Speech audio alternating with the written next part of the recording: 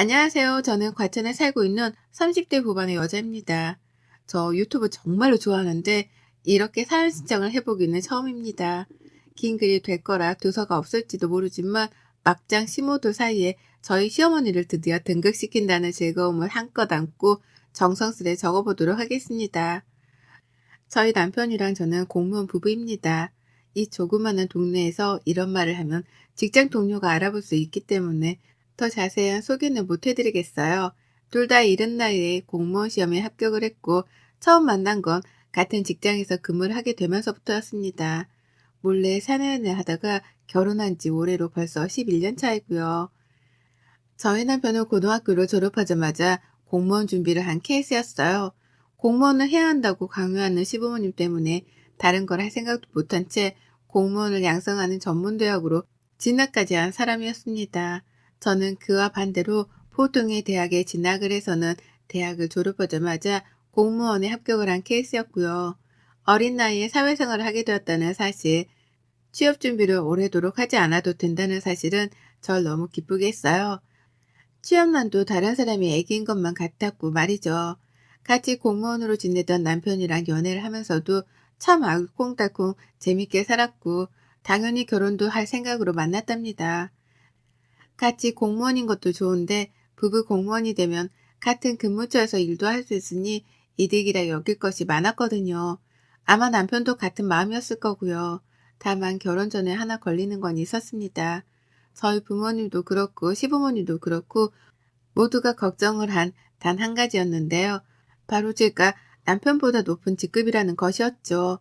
남편은 고등학교 졸업을 하자마자 9급 시험을 준비해서 공무원이 된 사람이었지만 저는 대학 내내 휴학까지 해가면서 7급 준비를 했거든요. 그리고는 7급에부터 공무원 생활을 시작했고요. 남편이랑 단둘이서 좋다고 연애를 할 때에는 이런 점들이 하나도 보이질 않았습니다. 둘이서 좋다는데 직장에서의 급수가 뭐 중요하냐 싶었던 거죠. 하지만 결혼을 하려고 보니 양가 부모님들이 난리더라고요. 그것도 상반적으로 다른 입장에서 말이죠. 저희 부모님은 남편이 더 잘나야 잘 사는 거 아니냐는 마음으로 반대를 하셨고, 시부모님께서는 와이프가 더 잘나서 남편 길을 못 피게 할 게 분명하다는 이유로 반대를 하셨답니다. 너무 극과 극인 입장에서 결혼 반대를 외치던 두 부모님들 때문에 중간에서 남편이랑 제가 죽어나가는 상황이었죠. 그 상황이 무려 1년이 넘도록 지속되었답니다. 극적으로 결혼 허락을 받아낼 수 있었던 데에는 저희 남편의 역할이 컸어요. 저희 부모님 앞에서 무릎 꿇고 빌며 결혼 허락을 받았고 시부모님 앞에서는 저에 대해 좋게 말해주며 끈질긴 설득의 설득을 이어갔거든요. 1년이 넘도록 말이죠. 그러니 양가 부모님들도 서로가 오죽 좋으면 이러겠냐는 마음으로 서서히 마음을 풀어주셨고 그렇게 저희는 부부가 되어 식도 올리고 자식도 둘 낳고 잘 살게 되었답니다. 하지만 잘 살게 되었다고 설명하며 끝나면 좋겠는 저희의 결혼 생활은 어째 갈수록 산으로 가는 듯 시작했어요. 분명 하고 싶어 죽겠던 결혼 승낙도 받아냈고 아이들도 낳고서는 제법 잘 사는 듯 보였는데도 결혼 생활이 전혀 즐겁지 못했어요. 오히려 내가 괜히 결혼을 해서 이런 수모와 곤욕을 당해내고 있다는 생각에 우라통이 여러 번 터지는 날도 다반수였죠. 바로 시어머니의 그 말 같지 않은 농담 때문이었습니다. 저희 남편은 결혼하고 좀 있다가 제가 옮겨 다니게 된 과천으로 근무처를 따라 옮겼고 그렇게 저희는 과천에서 자리를 잡고 살게 되었어요. 저로서는 다 좋았습니다. 남편한테 직장이 가까워진 게 다행이기도 했고 친정이 바로 옆에 있는 안양에 있었는지라 뭐든 서울 살 적보다는 마음이 편했거든요. 하지만 문제는 시어머니셨죠. 시댁이 고양시에 있거든요. 서울에 살짝만 하더라도 시댁이 친정보다는 가깝다는 걸 위안 삼으며 자주 인사도 하러 오고 안부도 여쭈러 오라고 불러내기 바쁘셨던 어머님이셨는데요. 저희가 아예 과천에서 자리를 잡고 살기 시작하니 불같이 화를 내셨습니다. 결국 와이프 따라 와이프 친정이 가까이 있는 과천으로 갔다면서 이게 다 전부 제 탓이란 듯이 화를 내셨어요. 남편을 꼬드겨서 친정 옆으로 처가살이라도 하러 간 것 마냥 말이죠. 남편이 직장 가까이에 살 수 있게 되어 너무 좋은데 왜 화를 내냐며 시어머니를 설득하고 달래보려 했지만 어머님은 무려 몇 개월간이나 저에게 삐져 말도 안 거셨어요. 그러면서 다시 얼굴을 뵙게 되었을 때 굽신거리며 인사를 하는 제게 뚫어졌다는 식으로 말씀을 하더라고요. 내가 언젠가 이렇게 될 줄 알고서 결혼을 안 시키려고 한 건데 얘는 벌써 둘이고 라고요. 언젠가 제가 제 뜻으로 남편을 휘두를 거란 걸 알았다며 별 말 같자는 소리를 너무나 맞다는 식으로 당당하게 뱉어내셨습니다. 제 얼굴이 붉어지는 건 신경도 안 쓰셨어요. 제 기분이 나쁜 건 당연히 무시를 하셨고요. 그리고 그때 두 번 더 깨우쳤죠. 원래 어머님이 아들 생각만 한다는 걸 알고는 있었으나 시어머니하고는 정말 가까워질래야 가까워질 수가 없겠구나 하는 걸 말입니다. 손주 손녀를 낳기까지 한 며느리인데도 여태 아들 깃빨아먹고 살진 않을지에 대해서 경계하기만 하는 시어머니하고는 저도 친해지고 싶은 마음이 없었고요. 그래서 최대한 갈등만 만들지 않으며 살고자 노력했습니다. 여전히 명절이 찾아와도 코앞인 친정보다 시댁을 먼저 찾았고요. 제 생일엔 아무런 축하 인사도 받지 못했음에도 불구하고 어머님, 아버님 생신 때에는 꼬박꼬박 선물에 용돈도 보내드리며 축하 인사를 전했어요. 아이들 보고 싶다고 하시면 섭섭하실까봐 주말에 당장 찾아뵈었고 그 밖에도 자잘한 요구들은 당연하다는 듯이 들어드리며 지냈습니다. 이렇게 가까이에서 지내버릇하면 과천으로 이사를 간 것에 대해서 덜 속상해하실 거라 생각을 했어요. 이 이상으로 친하게 지내며 모녀 같은 시어머니와 며느리 사이를 만들고자 하지는 않았고요. 하지만 갈등 없이 잘 지내는가 싶다가도 꼭 한 번씩 시어머니의 말씀 때문에 제 속이 뒤틀리곤 했습니다. 제가 할도리만 잘하고 지낸다면 욕먹을 일도 없고 갈등을 일으킬 일도 없을 거다 생각했거든요. 그러나 잘하면 할수록 자주 듣게 되는 시어머니의 그 얼토당토 없는 농담들 때문에 마음 편할 새가 없었어요. 지금 생각해보면 잘 지내고 있다고 여겼던 그 순간들까지도 사실은 시어머니께 농락을 당하고 있었던 것 같습니다. 저희 어머님이 농담을 참 밥 먹듯 하세요. 저희 부부가 과천으로 이사를 오고 나서 한동안 삐졌다가 다시 대화를 나누기 시작한 그 시점부터 농담을 참 잘도 던져대기 시작하셨죠. 오랜만에 아이들을 모두 다 데리고 시댁을 갔더니만 어머님이 그러시더라고요. 아이고 과천 갔다 죽은 줄 알았잖아. 우리 아들 호래비 된 줄 알았는데 이제 보니 며느리가 살아있는 있네. 라고 말입니다. 전 당연히 농담인 줄 알고 웃어 넘겼습니다. 기분이 살짝 나쁘고 빈정이 상하긴 했지만 이 말을 너무나 활짝 웃으면서 말씀을 하셨는지라 다른 선택의 여지가 없었어요.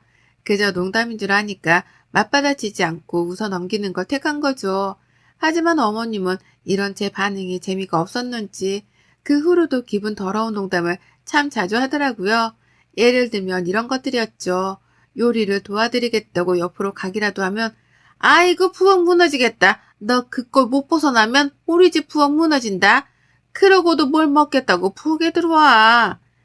라고 하면서 제가 살이 쪘다고 뭐라 그러시는 거예요. 부엌이 무너진다는 말을 농담이라면서 키득키득 거리는 채로 말입니다. 여자한테 살 문제가 얼마나 기분이 나쁜데 어머님은 그걸 너무 뻔뻔하게 하셨어요. 그리고는 굳어진 제 표정에 활짝 더 웃으면서 농담인데 얘 봐라. 뭐가 찔려서 기분이 나쁜 거니?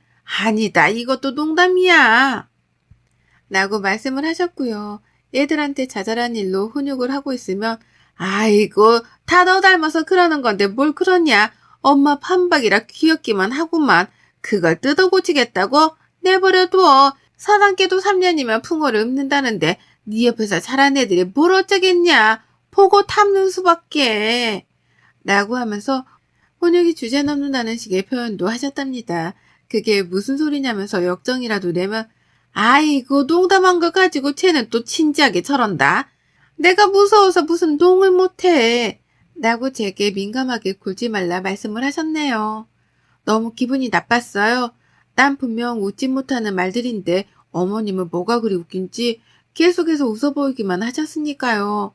나를 얼마나 호구로 봤으면 사람이 기분 나쁠 만한 말들을 던지면서도 눈치 한 번 안 보고 사과 한 번 안 하나 싶었답니다. 홧김에 소리라도 지르고 싶다는 생각이 들 정도로 피가 거꾸로 솟는 적들이 많았어요. 주로 대다수의 농담들은 제가 하는 말들이나 행동에 반박을 하는 것들이었죠. 그렇다 보니 시어머니가 나한테 시비를 거는 중이라는 느낌을 지울 수가 없었답니다. 기분 나빠라 하면 저 혼자 꽁해서 저런다고 또 무안을 주니 저 혼자 화가 났다고 민망해 하기까지 하며 감정의 롤러코스터를 타기 바빴어요. 그러니 점점 시댁 가기가 싫어지고 최소한의 도리조차 해드리기가 싫었죠. 그러다 코로나 터지면서는 이게 기회구나 싶어서 시댁이랑 완전히 연을 끊었고 그 사이 전화가 오더라도 일 때문에 바쁘니 전화는 남편한테 하라면서 대놓고 연락을 무시했습니다. 급한 일이 있으면 남편한테 연락을 해도 충분할 텐데 왜 친하지도 않은 며느리한테 굳이 전화를 해서는 늘 시덥지 않은 농담이나 하며 기분을 더럽히느냐 이거였죠. 그래서 바쁜 척을 더 열심히 했고 대화하고 싶지 않은 척도 더 열심히 했습니다. 그러니 어머님도 눈치가 있긴 있는 건지 투덜거리긴 했지만 서서히 재개하는 연락 횟수를 줄이셨어요. 정말로 무슨 일이 있더라도 남편에게 했고 그 와중에 자기 생일 선물이랑 용돈 찾는 전화는 꼬박꼬박 재개하셨답니다. 이리 보나 저리 보나 저를 우습게 보시는 게 분명히 보이긴 했어요. 그리고 바로 올 중순 시아버지 생신이라서 밥 먹는다고 시댁을 찾았다가 동서가 있는 앞에서 시어머니가 제게 막말을 또 퍼부셨답니다. 제가 상부장에 있는 그릇을 빼는 중이었는데 갑자기 손가락으로 집게를 만들어서는 제 뱃살을 꼬집는 거예요. 그 바람에 제가 너무 놀라서 잡고 있던 그릇을 손에서 놓쳐버렸고 그릇이 부엌 바닥으로 떨어지며 와장창 깨져버린 사건이 있었죠. 그런데 어머님이 그런 저를 보면서 웃는 겁니다. 그리고 뭘 하신 줄 아세요? 아이고, 지살 잡혔다고 돼지가 놀래 자빠졌네. 라고 하며 웃는 거예요. 미친 사람처럼 말이죠. 동서도 웃질 못하고 있었고, 저도 너무 놀라고 기분이 나쁜 나머지 시어머니를 노려만 보고 있었습니다. 그릇이 깨졌고 사람이 다칠 뻔도 했는데 이게 웃긴 일인가 싶어 황당해 말이죠. 그러자 어머님은 그제서야 저랑 동서 눈치를 보며 말씀하더라고요. 농담이라고 말이죠. 눈에 보이는 살집이 너무 방대해서 잡아보고 싶었다는 걸 이유라고 들먹이셨답니다. 저는 사과를 하는 건지 더 엿을 먹이는 건지 알 수 없는 이 대답을 들으며 황망한 채로 깨진 그릇을 치웠고요. 동서는 뒤에서 쌀벌한 시무와 저의 농담을 들으며 겁이라도 질린 건지 말도 못 꺼냈어요. 그날 저는 밥 먹는 내내 입을 다물었고 시어머니랑은 눈도 안 마주치고 애들만 돌보다 밥을 다 먹자마자 시댁을 나왔답니다. 제가 나오니 남편도 뒤따라 나왔고 그렇게 집으로 와 펑펑 울었어요. 도대체 시어머니는 나한테 멀쩡한 말을 해주질 않는다며 속에서 의분이 터져나와 결국 울음까지 터트린 거였죠. 그런 저를 보며 남편도 최대한 시어머니하고는 엮이지 말란 말로 위로를 해줄 뿐이었고요. 남편이 해줄 일이 별로 없었으니까요. 그렇게 저는 시무를 안 본 채로 나름 잘 버티고 있었어요. 돼지가 놀래 자빠졌단 말이 아직도 크게 상처로 자리 잡은 상태여서 시무한테 연락이 오는 것도 일부러 씹어가면서 피했습니다. 그런데 지난 주말에 시어머니가 집으로 찾아왔어요. 시아버지도 빼놓은 채 혼자 택시를 타고 찾아와 택시비를 내주라며 아파트 동 입구 앞에서 저한테 문자를 보내셨더라고요. 전화를 하면 안 받을 게 뻔하다면서 말입니다. 그 바람에 남편이 놀래 택시비를 내려갔고 어머님은 정말로 집 안에 들어오셨답니다. 당황했어요. 겨우 안 보고 사는 중이었는데 제발로 내 집에 찾아온 걸로도 모자라 택시비를 내달라며 집 밖으로 절 불러낼 생각을 하셨다니 말이죠. 어머님은 절 보자마자 또 농담을 던지셨어요. 우리 며느리는 공무원 아닌가 보네. CM이 택시비도 못 내줘서 못 나온 건가? 라며 비아냥거리셨고 갑자기 찾아오면 어쩌냐 묻는 제 말에는 대꾸도 안 하셨어요. 또 농담에 민감하게 구는 거 아니냐며 오히려 남편에게 말을 걸더라고요. 며느리 성격이 아직도 저를 꽁하냐고 말이죠.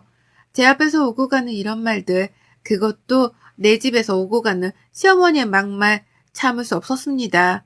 꿀같은 주말을 방해하는 것만으로도 대역죄인데 집에 들어온 그 순간부터 한마디도 쉬지 않고 제게 막말을 퍼부어대셨어요.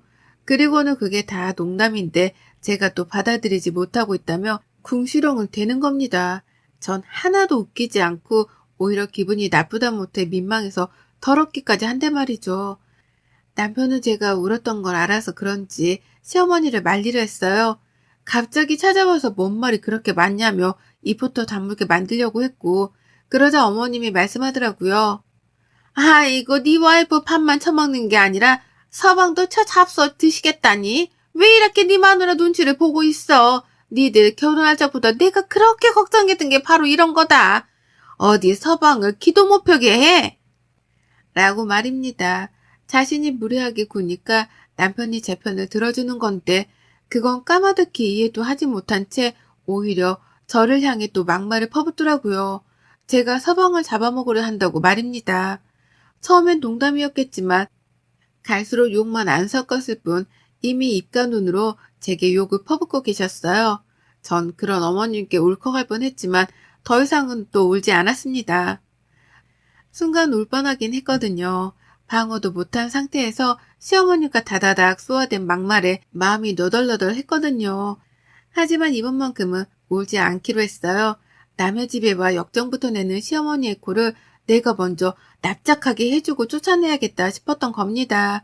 그리고 전 그렇게 마음을 먹자마자 장착된 굳건한 마음으로 시어머니를 향해서 똑같이 막말을 퍼부어대기 시작했어요.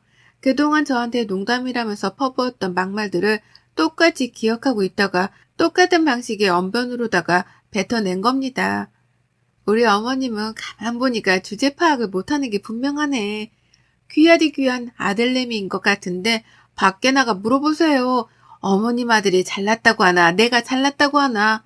능력 딸리는 아들내미 데려다 내조해주고 살면 고마워서 엎드려 절이라도 해야 하는 거 아니세요? 아, 맞다. 우리 어머님은 주제 파악을 못하니 그런 것도 생각 못 해보셨겠다. 라고 말을 했어요. 한 번도 남편 앞에서 이런 식으로 말을 해본 적이 없었으나 지금 당장 시어머니를 엿먹이는 게 급했는지라 마구마구 퍼부어댔습니다. 그러니 남편도 놀라고 시어머니도 놀라시더라고요.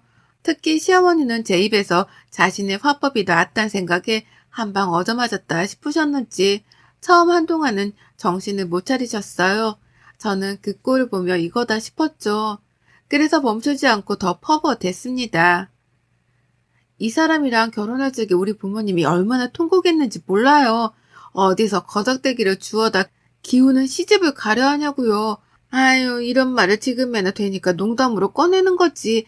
예전에는 어머님 상처받으실까봐 이런 말은 죽어도 안 꺼냈잖아요. 아시죠? 근데 제가 지금 생각해보면 우리 남편이 거적대기였어요. 그쵸? 대학 졸업장도 없고 있는 거라고 공무원이라는 게 전부인데 저도 참 정신이 나갔었네요. 그쵸? 라고 말입니다. 남편이 상처를 받을까 싶어 최대한 남편 눈은 보지 않은 채 시어머니만 보며 약을 단단히 올려주겠다는 자세로 어머님 화법을 썼어요. 그렇지 않냐고 자꾸만 되물어가면서 시어머니의 약을 더욱 바짝 올렸습니다. 그러면 남편이 잠시 시선을 회피하며 바닥을 쳐다볼 때 괜히 남편을 업신여기는 듯한 표정으로 째려봤죠. 시어머니는 그런 저의 표정을 다 보고 있었고요. 그리고 곧이어 반응이 튀어나왔습니다. 많이 기다릴 필요도 없었어요. 자기 아들이 그간 집안에서 며느리한테 이런 취급을 당하고 있었나 싶었는지 아주 충격을 받은 표정으로 저를 바라보셨어요. 어찌나 충격을 받으셨는지 처음 한동안은 제 이름도 못 부르고 말을 더듬으셨답니다. 그러더니만 너 이게 뭐하는 짓이야 내 앞에서? 내가 보는 앞에서 내 아들한테 뭐? 거적대기? 야, 너 대학 졸업장만 있으면 다냐? 너 설마 네 남편한테도 지금껏 있다고 얘기한 거야? 라고 하면서 남편과 저를 번갈아 막 서럽다며 눈물을 글썽거리더라고요. 화도 났는지 목소리도 점점 커졌고요. 그래서 제가 아이고 농담을 농담으로 못 받는 거 보니까 그간의 아들내미가 저보다 기울어진다는 걸 알고는 계셨었나 보네요. 왜 그러세요? 어머님 좋아하는 농담을 저도 해드린 것뿐인데 뭐 상처를 크게 받았나 보네요. 이제라도 주제 파악을 하신 건가? 라면서 더 크게 웃어 보였습니다. 어머님이 그간 저한테 하셨던 것처럼 저도 농담인데 왜 그러냐며 막 웃어 놀렸어요. 더 야구를 하고 바짝 웃었죠. 그러자 어머님은 우라통이 너무 나셨는지 감정을 주체하지 못하고 막 소리를 지르셨고 그걸 말린다고 남편은 어머님을 끌어안았어요. 순식간에 집안 분위기는 개판이 되었고 어머님은 급기야 화를 내다 울음을 보이셨습니다. 그리고 전 그 타이밍을 절대로 놓치지 않으려 했어요.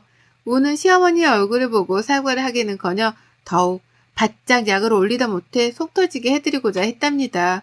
우는 어머님 앞에서 아이고 우리 어머님 그간에 모자란 아들한테 시집온 저한테 미안한 게 많으셨나 보네요. 왜 우세요? 하긴 뭐 나 같아도 내 자식을 이렇게밖에 못 키워놓고 더 잘난 며느리한테 장가 보내면 미안해서라도 며느리한테 엎드려 절만 하고 살겠어요. 아니지 어버 키워야 하나? 라고 하며 좋다고 웃었더니만 어머님은 결국 제 분을 참지 못한 채 머리를 뜯다 도망을 치셨답니다. 눈물만 왈칵 쏟는 모습을 며느리 앞에 보이며 자기 머리를 뜯으며 집을 나가버리신 거예요. 할 말도 없는 와중에 며느리가 맞는 말만 해가면서 자신이 했던 화법을 똑같이 쓰니까 반박할 여지가 도무지 없으셨던 겁니다. 그러니 도망을 가는 방법을 택할 수밖에 없었던 거죠. 저는 도망치는 어머님을 잡지 않았고 나가 붙잡으려는 남편을 붙잡았어요. 내가 지금껏 이런 식의 농담을 어머님으로부터 당하고 살아왔다고 말을 하니 남편은 바로 시어머니를 따라가기 포기했답니다. 그리고 전 어머님이 엘리베이터를 채 타기도 전에 들으라며 문을 쾅 소리까지 내며 먼저 닫아버렸어요. 두 번 다시 내 집으로 먼저 들어올 생각도 하지 말란 일종의 경고였죠. 그리고 그날에서야 저는 비로소 지난 세월 동안 시어머니로부터 들었던 수모를 말끔히 씻는 듯한 개운함을 느꼈답니다. 한두 번도 아니고 매번 그런 식의 비아냥거리며 내 속을 뒤집는 게 참 역겨웠는데요. 자기 아들 욕보이는 말을 더 해가면서 똑같은 화법으로 쏘아대니 바로 나가 떨어질 줄이야. 이렇게 쉽게 어머님이 무너질 줄은 상상도 못했네요. 그간 얼마나 자신의 아들을 핸디캡으로 생각했으면 저리 민감하게 반응을 하실까 싶어서 오히려 지금은 우습기까지 합니다. 이제는 저 스스로에 대한 방어를 충분히 한 후 시어머니를 마주할 생각이에요. 뭐라도 또 한마디를 하신다면 이날 어머니께 뱉어낸 막말 그대로 복사 붙이기를 해서는 시어머니께 또 들려드릴 거랍니다. 아들 생각해서라도 며느리 앞에서 잘하라고 말이죠. 그럼 어머님은 또 자존심이 상해 화를 못 이기다 저에게서 도망을 치시겠죠. 전 이제 더 이상 어머님이 무섭지도 않고 피하고 싶지도 않습니다. 무슨 말을 해야 어머님의 입을 꾹 다물게 할 수 있는지에 대해 잘 알기 때문에 늘 이날의 대화를 제 입안에 장착하고는 어머님을 뵐 거예요. 벌써부터 다음번 만남이 기대가 되는 것도 참 신기할 따름이네요. 여러분의 생각은 댓글로 남겨주세요. 오늘도 시청해 주셔서 정말 감사합니다.